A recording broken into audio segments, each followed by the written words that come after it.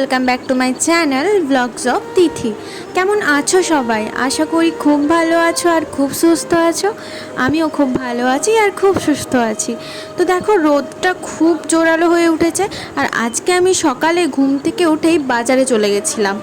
আর বাজার থেকে এসে এখন আমি ছাদে উঠেছি, কারণ সকালে প্রায়ই আমি আমার মায়ের এই লাগানো গাছগুলো দেখতে আসি। এর আগের অনেক ভিডিওতে আমি তোমাদেরকে বলেছি আমার এই গাছগুলো প্রচণ্ড পছন্দের, কারণ এমনিতেই ছোটোবেলা থেকে আমি দেখেছি আমার মা ফুল গাছ, অন্যান্য গাছও চাষ করতো, কিন্তু খুব কম। তো ছোটোবেলা থেকে আমার এই গাছেদের প্রতি টানটা রয়ে গেছে। তো যতদিন ব্যাঙ্গালোরে ছিলাম ততদিন এদেরকে তো দেখতে পাইনি, কিন্তু ব্যাঙ্গালোর থেকে আসার পর এদেরকে না দেখলে আমার ঠিক দিন যায় না। তো সকাল হোক বা বিকেল আমি কিন্তু ছাদে চলে আসি এদেরকে দেখার জন্যই। আর তোমরা তো জানোই যে খুব সকালে আমি উঠি না এখন। আর আজকে সকাল সকাল উঠে পড়ার একটাই কারণ, কেন জানো তো? আজ আমার ভাইয়ের বার্থডে। আর এই জন্যে কিন্তু আমি সকালে উঠে এই সুন্দর কেকটা আনতে চলে গেছিলাম। এর আগে আমি একটা কেক অর্ডার দিয়েছিলাম, কিন্তু সেটা আজকে আমি পাইনি, কারণ সেটা অর্ডার দেওয়ার পরেও দেখলাম যে ঘাঁটা হয়ে গেছে। তো যার কারণে আমি এটা হাতের সামনে পেয়েছিলাম, তো নিয়ে চলে এলাম।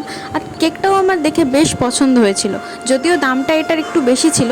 কিন্তু এই মহারাজকে দেখো, ইনি জীবনে আমার ক্যামেরার মধ্যেও আসে না, তার কথাও না, কিন্তু ইনি আজকে আমার ক্যামেরার সামনে এসে এনার যে এক্সাইটমেন্ট সেটা উনি প্রকাশও করতে পারছেন না, কারণ এনার মধ্যে রসকসটা খুবই কম।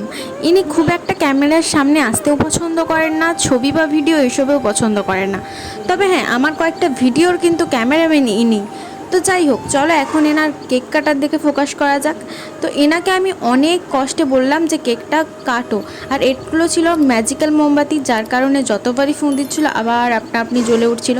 বাট ওর এটাতে খুব মজা লেগেছিলো, যার কারণে ও বারবার জ্বালাচ্ছিল আর নেভাচ্ছিল। মানে তোমরা দেখতেই পাচ্ছ ও কতটা খুশি।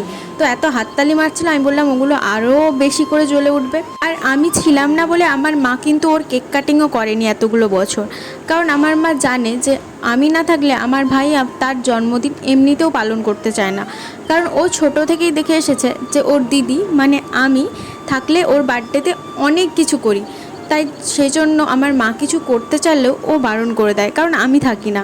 কেন জানি না, অন্য ভাই বোনদের মধ্যে অনেক মারামারি, অনেক ঝগড়াঝাটি হয়, কিন্তু আমার ভাইয়ের সাথে আমার সম্পর্কটা অন্যরকম, মানে সবার থেকে খুবই আলাদা। ও আমাকে এতটাই ভালোবাসে, মানে সেটা বলার, মানে ভাষায় প্রকাশ করার মতো না। কারণ অন্যান্য বোনদের কাছে আমি শুনেছি বা দিদিদের কাছে যে তাদের দাদারা বা ভাইরা নাকি খুব মারপিট করে, তাদের মধ্যে খুব মারামারি হয়, কিন্তু আমার ভাই সম্পূর্ণ আলাদা। আসলে বয়সের ডিফারেন্সটাও অনেক কি না, কিন্তু যাই বলো, আমার এই মিষ্টি ভাইটা কিন্তু আমার কাছে সব থেকে সেরা। আর বেচারার আজকে একটু মনটাও খারাপ হয়ে গেছিলো, কারণ ওর কোনো বন্ধু ছিল না। পাশে যে ওর বন্ধুটা থাকতো, মানে ওর যে বন্ধু আমাদের পাশের বাড়িতে থাকে, সেও আজকে নেই, সেও আজকে অন্য কোথাও চলে গিয়েছে ঘুরতে। তো যার কারণে ওর মনটাও এদিকে খুব আপসেট হয়ে রয়েছে যে ও একা। হ্যাঁ, আমি আছি ঠিক কথা, বাট ওর খেলার সাথী নেই, সেই ভেবে ও আরও খুব আপসেট। তো যাই হোক, চলো এখন তো ওর কেক কাটিংটা হয়ে গেল আর মাখামাখিও দুজনের হয়ে গেল। এবার আমি কেকগুলো নিয়ে যাব আমার জেঠু জেঠিমার বাড়ি। এর আগে আমি জেঠিমাকে ডেকে এসেছিলাম, কিন্তু সে সেই সময় একটু বিজি ছিল, যার কারণে তাকে আমি ডেকেও আসতে পারিনি সে। এখন আমি আবার যাচ্ছি, দেখি তার দেখা মেলে কিনা। ও মা দেখো, এসেছি কিন্তু তার এখনও দেখা নেই, হয়তো কাজ করছে, বাড়িতে অনেক কাজ থাকে না। আমার তো কোনো কাজ নেই, কিন্তু মা জেঠিমাদের কিন্তু আজ অনেক কাজ। তো চলো এখন আমি বাড়ি ফিরে যাই। আর এই দেখো, বাড়িতে এসে কিছুক্ষণ রেস্ট নেওয়ার পরেই দেখি জেঠিমা চলে এসেছে, আর এসে আমার মায়ের সাথে একটু হেল্প করে দিচ্ছে, কারণ আমি তো এই সবে অষ্টরম্ভা, তোমরা সবাই জানো আমি অকম্মা ঢেকি। তো যাই হোক, এই কাজগুলোতে মা আর জেঠিমা খুব পারদর্শী, তো আজকের দিনে আমি না হাত লাগানোই বেটার। তো আর এমনিতেও হাত লাগাতে আমি পারবও না, কারণ আমার দ্বারা এসব সম্ভবও না। তো চলো, এখন মা এখানে মাংস কষছে আর আমি এখানে এক সাইডে দাঁড়িয়েছিলাম, ঠিক ছোট্টবেলার মতো, জানো তো। ছোটোবেলায় আশা করি অনেকেই, মানে অনেকে কেন বলছি, সবাই মা এভাবে মাংস কষলে সবাই কিন্তু বাটি হাতে দাঁড়িয়ে থাকতো। আর আমারও আজকে কিন্তু পুরো ছোটোবেলার কথাই মনে পড়ছে।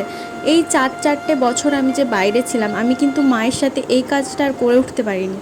হয়তো অনেকেই বাড়িতে যারা থাকে তারা হয়তো এই কাজগুলো করে থাকে, বাট আমি করতে পারিনি, সেই দিনগুলো মিস করে গেছি। বাট আজকে আমি আশাটা ছাড়ছি না, কারণ আজ আমি চান্সটা পেয়েছি। তো চলো, এখানে আমার মামায় কষা মাংসও ধরিয়ে দিয়েছে, আমি আর ভাই টুকটুক করে খেয়েও নিচ্ছিলাম। আর লাঞ্চের টাইমে আমি আর ভিডিওটা করতে পারিনি, কারণ সেই সময় আমার ফোনের চার্জ ছিল না, আমি চার্জ দিচ্ছিলাম। তো যার কারণে আমি সেই ক্লিপটাও নিতে পারিনি আর তোমাদের সাথে শেয়ারও করতে পারিনি। তারপর চলো, এখন বিকেলে আমি একটা ডিম সিদ্ধ খাচ্ছিলাম। ডিমটা অবশ্য একটু হাফ বয়েলই খাচ্ছিলাম, কারণ অনেক দিন ধরে আমার ইচ্ছে করছিল হাফ বয়েল ডিম সিদ্ধ খাওয়ার জন্য। তো চলো, এখন আমি ডিম সিদ্ধ খেয়ে নিয়েছি আর ভাইকে পাঠিয়েছিলাম চপ আনতে মুড়ি খাওয়ার জন্য, কারণ মাংসর ঝোল দিয়ে মুড়িটা আমার ফেভারিট, বাট আজ খুব একটা ইচ্ছে করছে না। তো চলো, আজকের ভিডিওটা এতটাই, দেখা হচ্ছে নেক্সট কোনো ভিডিওতে। তো চলো, টাটা, সবাই ভালো থেকো।